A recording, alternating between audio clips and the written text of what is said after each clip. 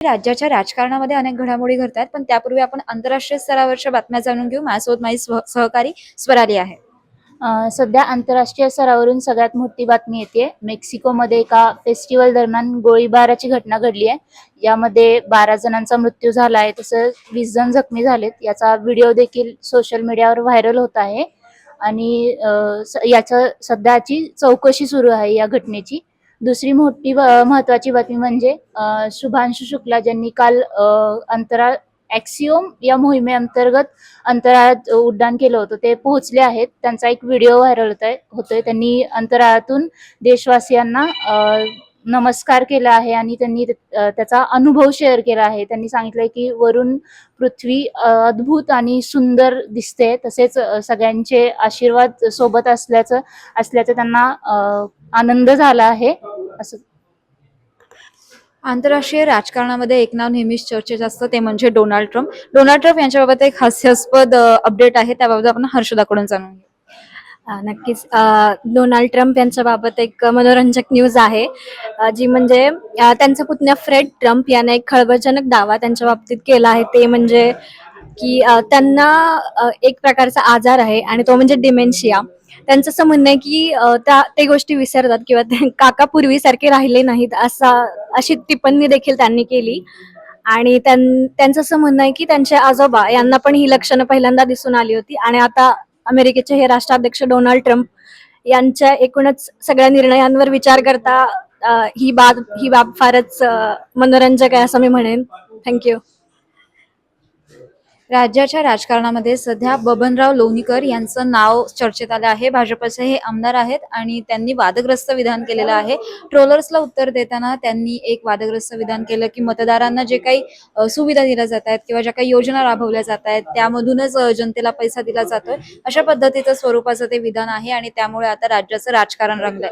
आपल्यासोबत माझा सहकारी लखन आहे. लखन आपल्याला स्पोर्ट्स बद्दल अपडेट देईल. स्पोर्ट्स मधल्या 2 महत्त्वाच्या अपडेट्स आपल्याकडे आहेत. त्यातली पहिली अपडेट जी आहे ती सूर्यकुमार बाबत आहे. सूर्यकुमाराने नुकतेच एक इन्स्टा पोस्ट केली आहे. त्यामध्ये त्यांनी सांगितलं की नुकतीच माझ्यावरती स्पोर्ट्स हर्नियाची शस्त्रक्रिया झाली आहे आणि त्याबद्दल त्याने सर्व चाहत्यांना माहिती दिली. आणि त्यामध्ये त्याने असे म्हटलंय की मी लवकरात लवकर क्रिकेटच्या मैदानात उपस्थित राहण्यासाठी आतुर आहे.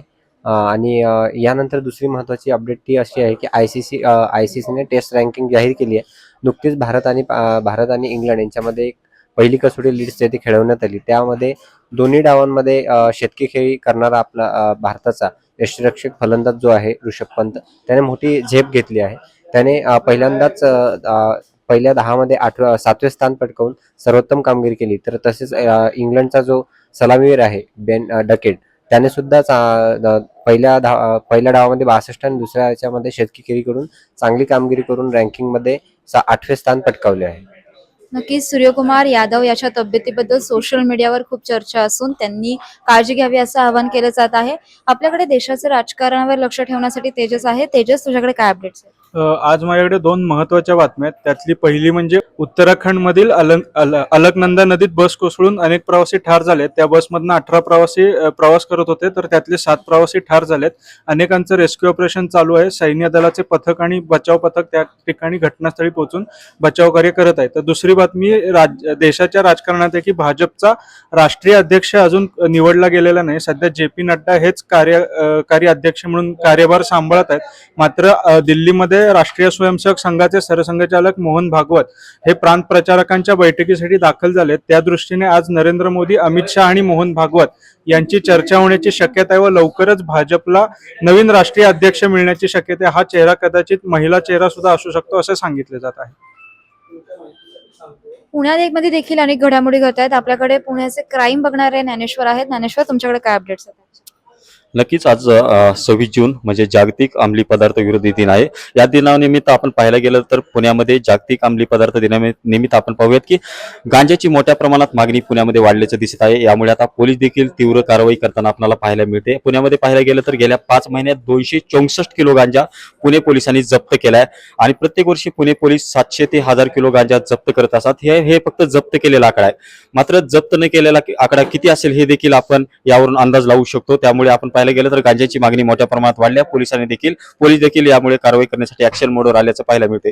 दुसरी घडामोड माझ्याकडे अशी आहे की पुण्यामध्ये वाहतूक कोंडी रोखण्यासाठी पुणे पोलिसांकडून जोरदार प्रयत्न सुरू आहेत. पुणे पोलिसांनी 31 पोलीस कर्मचाऱ्यांच्या बदल्या देखील केलेल्या आहेत. पोलीस अधिकाऱ्यांच्या बदल्या केलेल्या आहेत. त्यामुळे आता वाहतूक कोंडी फोडण्यासाठी पुणे पोलिसांकडून जोरदार प्रयत्न केल्याचं आपल्याला पाहायला मिळते. आणि ज्या अधिकाऱ्यांच्या बदल्या केल्या त्यांना घरापासूनच जवळ त्यांची नेमणूक दिलेली आहे. कारण त्यांच्या कुठे अपघात झाला किंवा कुठे वाहतूक कोंडी मोठ्या प्रमाणात झाली तर त्यांना लवकरात लवकर त्या ठिकाणी पोहोचता यावं असे देखील नियोजन पोलीस आयुक्तांनी आखलेलं आहे. त्यामुळे पोलीस आयुक्तांनी वाहतूक कोंडीसाठी मोठा निर्णय घेतल्याचं आपल्याला पाहायला मिळते. नक्कीच पुण्यामध्ये अंमली पदार्थ, तरुणांना लागलेलं व्यसन हा मोठा प्रश्न बनलेला आहे. त्याचबरोबर राज्याचं राजकारण पाहण्यासाठी आपल्यासोबत कृपादान आहेत. कृपादान, आज तुमच्याकडे काय अपडेट्स आहेत? तर प्रीती, माझ्याकडे अपडेट आहे की एस टी बस आता सर्वसामान्य प्रवास स्वस्तात आणि किफायतशीर प्रवास म्हणून ओळखला जाणारा एस टीच्या येत्या 1 जुलैपासून एक फ्लेक्झिबल भाडे असं तत्व म्हणजे लवचिक हे भाडं अशी एक प्रकारे योजना चालू केली जाणार आहे. त्यामध्ये काय होणार आहे की आगाऊ जे काही रिझर्वेशन जे काही पॅसेंजर किंवा तिकीट करणार आहेत त्यामध्ये 15% सवलतीची अशी योजना एस टीकडून राबवण्यात येणार आहे. त्याचा आणि परत ही जे आहे सुविधा, ही सेवा जी आहे ती फक्त काही कमी गर्दीच्या ठिकाणी किंवा कमी गर्दीच्या वातावरणात म्हणजे सीझनमध्ये ही सेवा मिळणार आहे. तशी दुसरी एक बातमी महत्त्वाची बघतोय की पाकिस्तानासाठी हेरगिरी करणारा जो काही नेव्हीमधला अधिकारी होता त्याला अटक करण्यात आलेली आहे. ही अटकेची कारवाई ही राजस्थान पोलिसांनी केलेली आहे. यापूर्वी ऑपरेशन सिंदूरमध्ये देखील त्याचं नाव आलं होतं आणि आता त्याला अटकेची कारवाई राजस्थान पोलिसांनी केलेली आहे.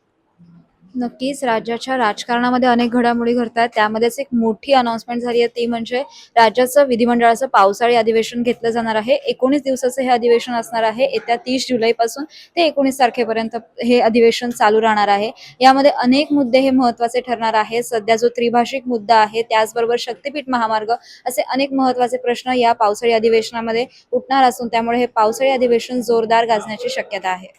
धन्यवाद.